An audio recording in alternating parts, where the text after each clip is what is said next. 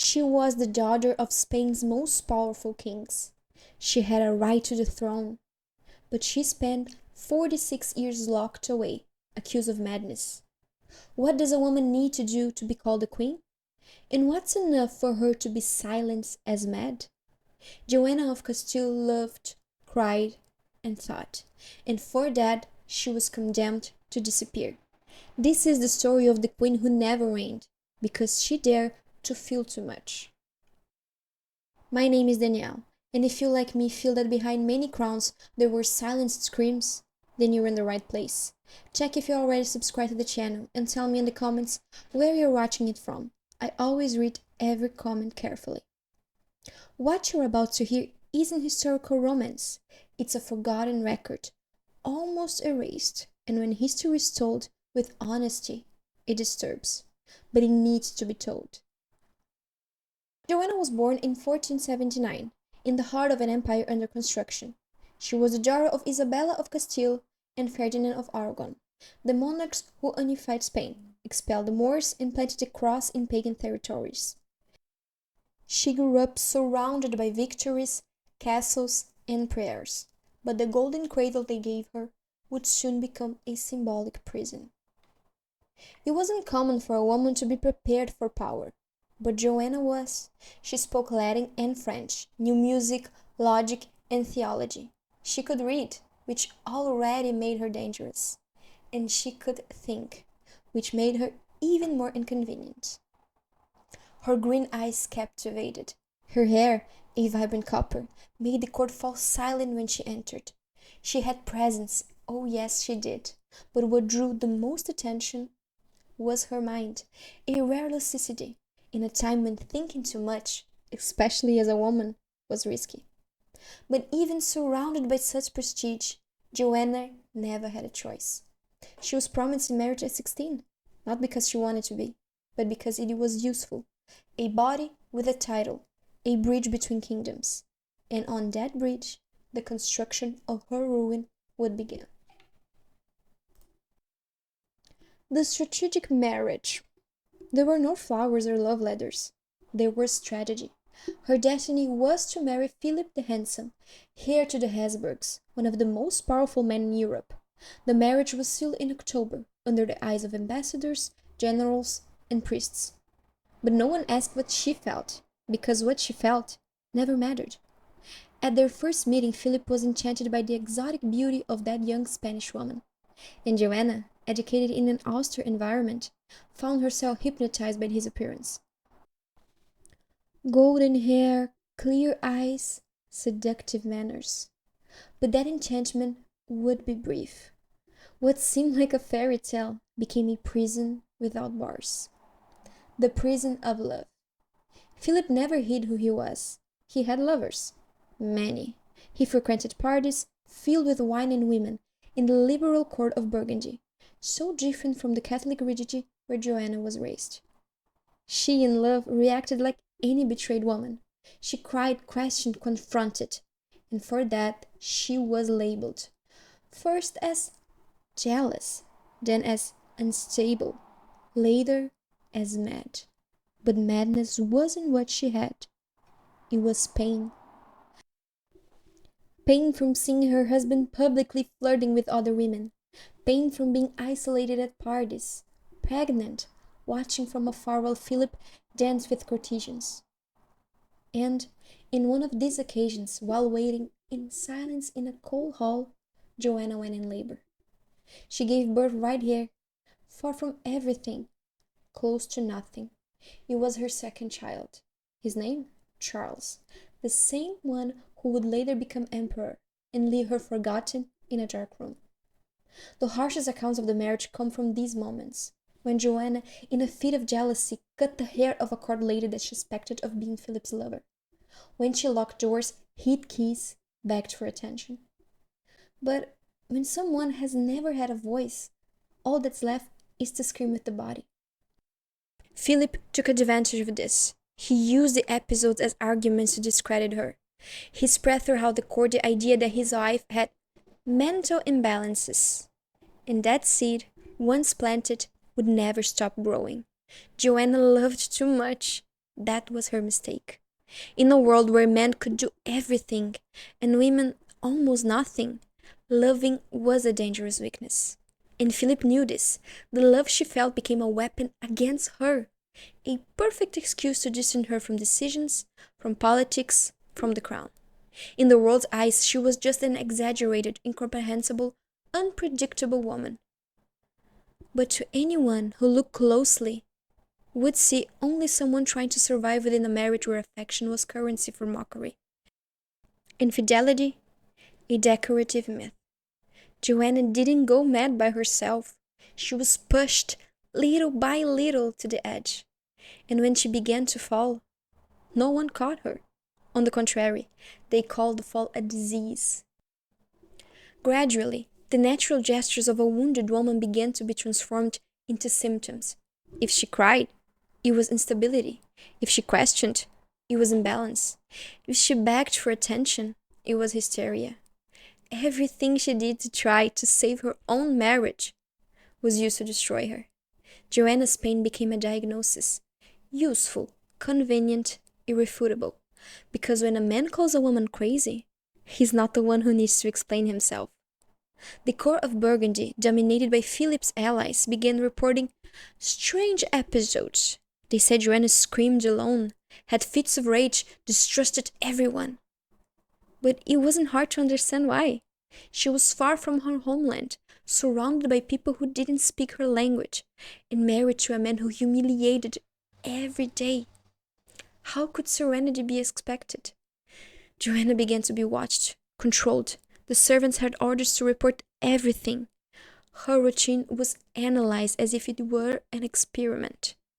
And every gesture outside the expected was another piece in the puzzle of insanity constructed against her. At a certain point, her own father, Ferdinand of Aragon, began to believe, or pretend to believe, that his daughter no longer had the conditions to exercise any political role. Perhaps it was easier to call her mad than to admit she was, well, simply human. Or worse, perhaps it was more profitable. Madness at that time was the perfect label for a woman who stepped out of line. A queen who questioned, a wife who felt too much, a daughter who wouldn't accept being a puppet. There was no medical diagnosis. There was political convenience. And Joanna, who had been born to be a bridge between kingdoms, was now the obstacle between ambitions. If she were truly out of her mind, how do we explain the rational letters she sent to Spain? The political reports with astute observations? The precise memory, clear language, and coherent requests? These documents exist. They are preserved. But they rarely cited. Because they contradict the narrative that was imposed and repeated for centuries. Madness was the invisible cell, and by accepting her as sick, the world condemned with her without trial. Joanna's pain wasn't what destroyed her. It was the cruel use of that pain to invalidate her existence. She still had a mother who believed in her. She still had a right to the throne of Castile.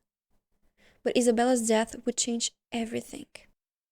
And in the will she would leave would come the clause that would officially open the doors to the greatest power grabbed in Spanish history. When Joanna's mother, Isabella of Castile, died in 1504, a new phase began, and it wasn't one of coronation or glory. It was one of isolation, dispute, and loss. According to the will, Joanna was the legitimate heir to the throne of Castile. But it quickly became clear that this wouldn't be respected so easily. Her father, Ferdinand of Aragon, didn't want to give up power. Meanwhile, Philip, her husband, saw his chance to rule in her place. And caught between the two was Joanna, the daughter, the wife, the queen, but without a voice. In 1506, at the height of this political tension, Philip suddenly fell ill. They say it was after a banquet, high fever, severe stomach pains, and within days he was dead. He was only 28 years old. The court was shocked.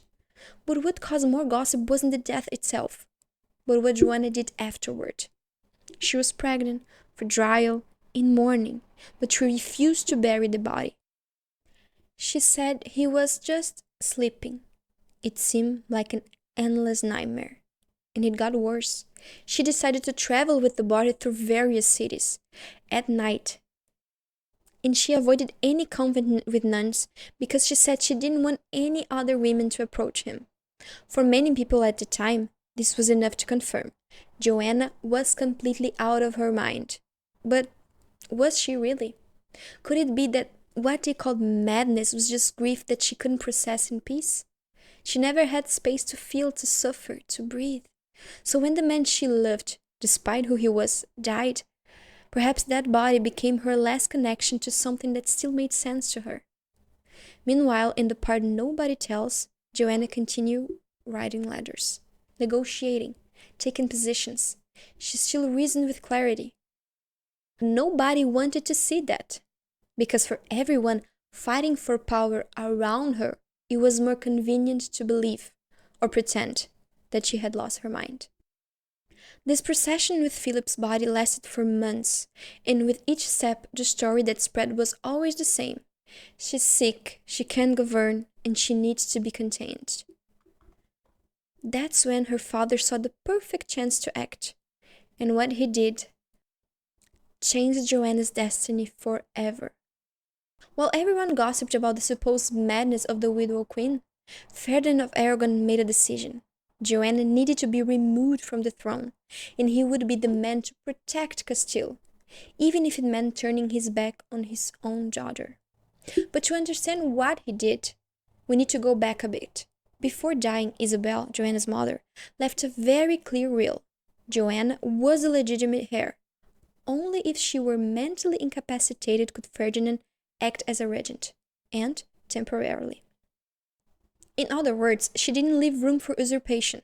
She created a precautionary clause, but Ferdinand grabbed onto this clause as if it were a decree, and Joanna's incapacity became an argument he repeated for years, until nobody questioned anymore. And you want to know the cruelest part? He didn't need to prove anything. It was enough to claim it, and to people around it, accept it. But at this point, Joanna was already emotionally shattered. She had just lost her husband, given birth while in mourning, dragged a body through the roads, and faced judgmental stares at every gesture. She needed support, but what she received was confinement. Ferdinand ordered that Joanna be taken to the palace of Tordesillas, officially for rest and protection, in practice, to be forgotten. There, between thick walls and locked doors, the daughter of the Catholic monarchs began a new chapter of her life, a chapter that would have no end. Outside, Ferdinand took control of the kingdom. He governed in Joanna's name, but she had no right to voice opinions, no right to appear in public, no right to answer letters. The queen existed only on paper. In practice, it was as if she had evaporated. And the most absurd part, she was never officially declared insane by any tribunal, never judged, never given a chance to defend herself, because for those in power it was enough that the idea of madness was accepted. And it was accepted, repeated, and spread. Ferdinand reigned until his death in 1516, and when he finally left the scene, another man took control of Joanna's life. This time, it wasn't her father anymore. It was her son, Carlos. The same boy she gave birth to in a silent room after being ignored by her husband. The same one who grew up to become the most powerful emperor since Roman times, and who chose to keep his own mother in the dark. The son took over and nothing changed. Carlos, now King of Spain and Emperor of the Holy Roman Empire, followed exactly what his grandfather had started, keeping her out of sight. Joanna went from silent daughter to forgotten mother. She had already been in Tordesillas for almost 10 years when Carlos assumed the throne, and instead of freeing her, as many expected, he isolated her even more. The justification was the same: protection. But the reality was very different. It was control. Carlos ordered the surveillance to be reinforced. The windows were closed with bars. Her correspondence was monitored. Visits became almost extinct. Even the servants had to follow strict orders. No long conversations. No reporting news from the outside world. Little by little, Joanna began losing even her sense of time. She confused day with night. She asked about her daughters, about her mother, and nobody answered. Worse, her only real companion was torn away from her. Her youngest daughter, Catherine, who had stayed with Joanna during the first years of confinement, was forcibly removed. Carlos ordered that the girl be taken to court. Joanna would never see her again. From then on, she stopped being a queen, stopped being a mother. She became just a body inside a palace that had become a prison of blood. The accounts from this period are disturbing. Servants reported that Joanna was kept in cold, poorly heated rooms, sometimes without bathing, wearing the same clothes for weeks. When she became agitated, she was tied up, and the treatments were horrifying. In that era, so called medicine for insane women included bloodletting, purging, and thermal shocks. None of them cured, but they all served to break resistance. And even so, Joanna resisted, not with screams, but with dignity. There are letters from this time where she responds with logic, questions with clarity. Even after years of psychological, physical, and spiritual abuse, she was still lucid. But even that didn't matter, because when the whole world already believes you're crazy, even your silence seems like proof.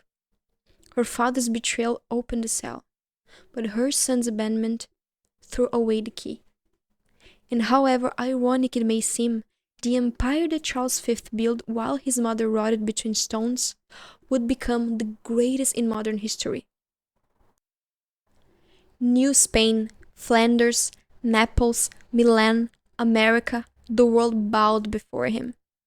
Meanwhile, the woman who gave him life and the right to the throne could no longer even remember the names of her own ladies in waiting. While Charles V's empires grew like never before, Joanna's presence simply disappeared. It was as if she was being erased from maps, from portraits, from decisions, and gradually from people's memory as well. The son she brought into the world became one of the most powerful men in the earth. He commanded territories in Europe, Africa, and the Americas. He had gold coming from the New World, troops everywhere. And even with all that, he seemed incapable of visiting his own mother. The rightful Queen of Castile, alive, locked away in Tordesillas, while her son was being crowned emperor in Rome. Outside, the world was changing. The Renaissance was flourishing with artists, philosophers, books, and ideas. Luther was challenging the church. Religious wars were breaking out. Science was finding its voice. But within those walls, the walls that surrounded Joanna, time simply stopped. She didn't know what was happening out there. She no longer had access to news, letters, or books. She was kept in a state of enforced oblivion, as if it were too dangerous to let her remember or be remembered. And it was, because as long as Joanna remained alive, she was still the legitimate heir to the Castilian crown. Her very existence continued to be a political risk.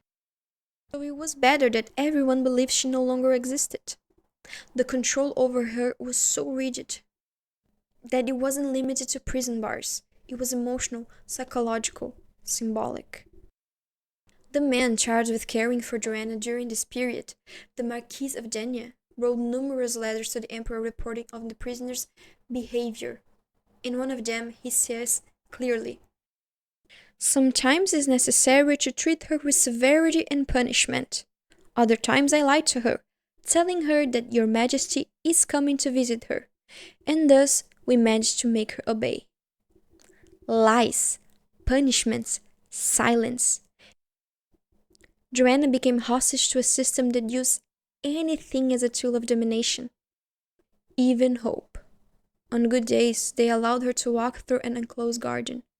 On bad ones, she was kept in dark rooms where the only sound was the creaking of the door being locked from the outside. During this time, her daughters grew up, married, became queens in other countries. But none returned to see her, perhaps out of fear, perhaps because they learned that, in the game of power, even love must be forgotten. Joanna spent years not knowing that her grandson had been born, years not knowing that her husband was buried and no longer in the coffin she has chosen to watch over, years not knowing anything. The empire shone in her son's hands, but she remained erased, and gradually even her lucidity began to unravel. And it wasn't by accident, it was by design. What they did to Joanna wasn't just confinement, it was a meticulously process of psychological destruction. A planned silencing, sustained by cruel techniques that today we would call emotional and spiritual torture. It began with isolation. Joanna couldn't choose who to talk to, what to read, what to hear. Her servants changed frequently, precisely to prevent any emotional bonds. Any attempt of attachment was seen as a risk. Then came the environments. She was kept for long periods in rooms without light. Castilian winters were harsh, and the chambers cold, often without heating, without enough blankets. They said she would shiver at night, huddled, wrapped in dirty clothes that no one would change. And when she showed any intense emotion, punishment was swift. They would tie her arms, gag her voice, and say it was for her own good. They so called medical treatments of the time also left marks, physical and invisible. Joanna was subjected to constant bloodletting, violent purges, and other procedures that today we know treated nothing. They only served to weaken, to keep the body exhausted, and the spirit silenced. The Marquis of Denia, directly responsible for her, recorded everything in ledgers to Charles V. He reported that sometimes he needed to deceive her, saying that her son was coming, just to see if she would cooperate. He admitted that lying was an effective weapon. Lying was part of the treatment. But perhaps the cruelest thing of all was using time itself as a torture. Days passed identically, without change, without hope, without any news from the outside world. Imagine this. You wake up, but you don't know what day it is. You sleep, but don't know if a week or a month has passed. And no one tells you anything. This kind of emptiness kills slowly. Not the body, but the consciousness. And that's what they wanted, a woman who breathed but no longer reacted. During this period, there are very few accounts of Joanna speaking with clarity, but there's one that survived. She supposedly said to one of her servants, "If only they would let me govern, I would show everyone that I am Isabel's daughter." This phrase carries everything: memory, pain, clarity, and an uncomfortable reminder for those trying to erase her. She still remembered who she was. Joanna was silenced with methods that horrify us today, but back then they were accepted as necessary. And not because there was proof of her madness, but because saying she was mad was politically useful. This is the cruelest part of the story. There was no diagnosis, no trial, no medical examination, or official opinion that declared Joanna insane. What there was something much more dangerous: a narrative constructed and repeated by those who had something to gain from her silence. The court said it, the council confirmed it, the clergy nodded in agreement, and thus a consensus was formed. Joanna no longer needed to prove she was sane. She was already condemned by repetition. And the more she resisted, the more she felt the label. If she spoke with firmness, it was hysteria. If she remained silent, it was catatonia. If she cried, it was instability. If she wrote lucid letters, they say they were written under manipulation. In other words, every path led to the same place. There was no way to win. This false madness was the perfect tool: silent, lethal, irrefutable. And at the same time, it served as a shield. Because while everyone talked about the mad queen, no one needed to comment that Fernando had taken the throne from his daughter, or that Charles, the emperor's son, kept her imprisoned for political convenience. It was easier to say she was sick than to admit that powerful men chose to erase her. And indeed, Joanna was inconvenient. She carried the blood of Queen Isabel, one of the most influential leaders in Spanish history. She was a direct heir to Castile, and if she had been left in power, she would have marked her name in history with independence. But the world around her didn't accept independent women, especially women who thought, felt, and refused to bow their heads.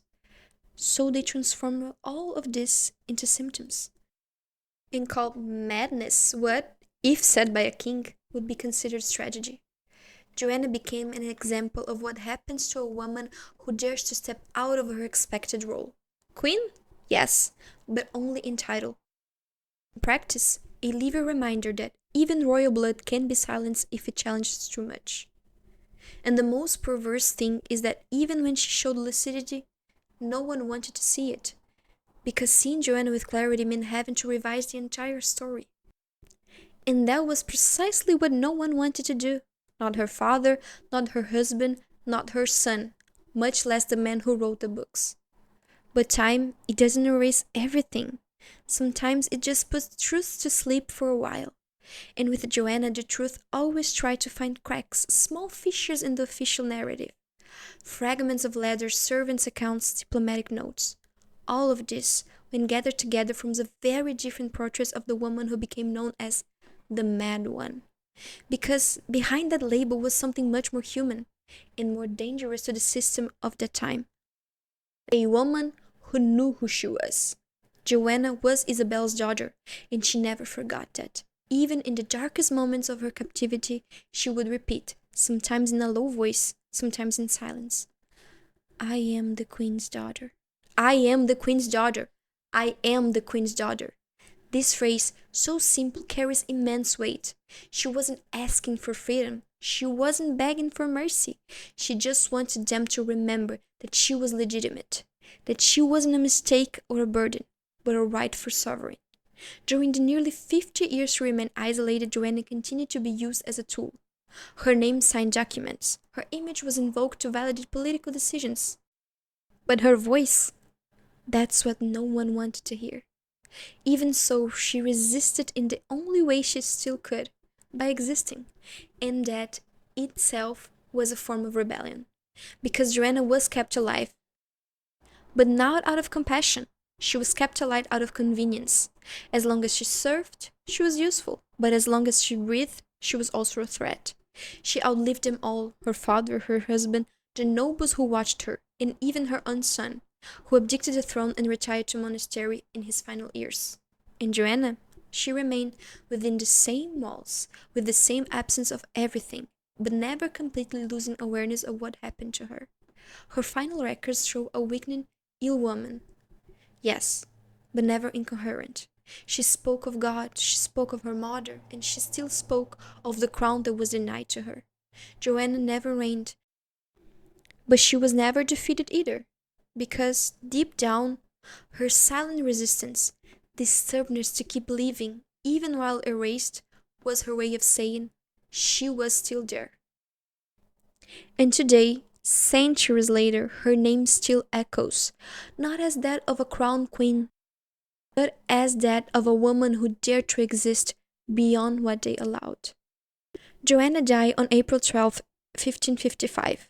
She was 75 years old, and of those years she spent 46 in confinement, not for crimes, not for treason, but for being a woman and being too much of a queen for the men around her.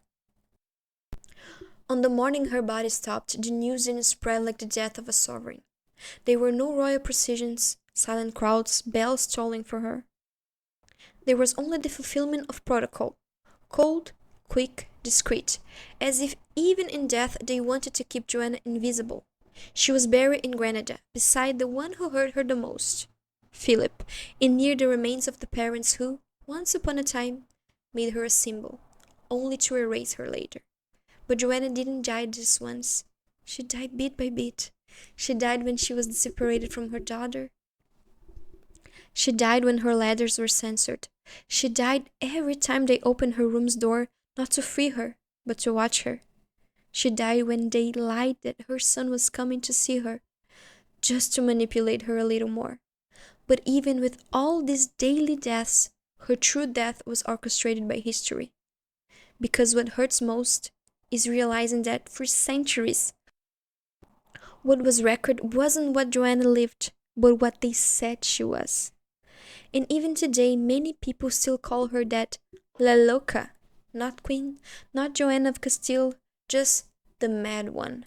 Tordesillas, the place where she was locked up for almost half a century, still stand, stone upon stone. Cold corridors, doors that close with dry clicks. Visitors walk through there without knowing they're stepping on scenes of a crime. Yes, a historical crime. The psychological, political, and emotional kidnapping of a woman who had everything except the chance to be herself. And this is the final point, not of her life, but of the silence they built around her memory. Joanna of Castile was not a mad woman. She was a woman too lucid in a world that wouldn't allow it. And for that, she was silenced, erased, nullified. But if you heard this story today, it's a sign that the stone didn't silence everything. Some voices crossed through time, and Joanna is still speaking. If this story touched you, if it made you rethink everything they call madness in women's history, subscribe to the channel right now. Here we won't repeat what the book said. We listen to what was silenced. And I'll tell you now, the video appearing on your screen might show you a bit more of this. Click and continue. You'll understand why some crowns never shone and why certain names were whispered, not celebrated.